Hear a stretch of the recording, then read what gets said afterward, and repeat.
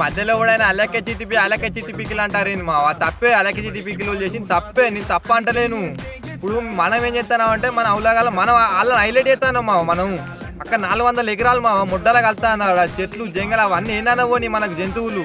మనకేంటంటే మనకు పచ్చాలు మనం దాన్ని హైలైట్ చేస్తాను. ఇంకోటి మన పూసలు నీ ఆ బొబ్బన్న హైలైట్ చేస్తానమ్మా.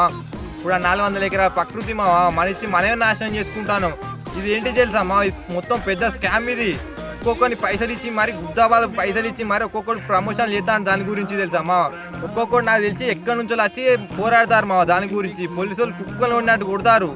మనకి ఇది అన్నట్టు పచ్చళ్ళు రొయ్యాలు నీ అమ్మ లౌడలే ఎందుకు మావ మనకి అంతాడా. నాకు తెలిసి హైదరాబాద్ సరౌండింగ్ మొత్తం అదే మా అందించే ఆక్సిజన్. జంతువులు ఘోరంగా బతుకుతున్నాయాడ. నాకు తెలిసి దీని గురించి పోరాటోళ్ళే వీడియోలు హైలైట్ చేయాలి మా. మనం ఏంటిదంటే మనం పచ్చళ్ళు అమ్ముకునే వాళ్ళని మనం హైలైట్ చేయబడుతుంది. ఈ వీడియో ఎంతమందికి అయితే అంతమందికి షేర్ చేయరు మావా.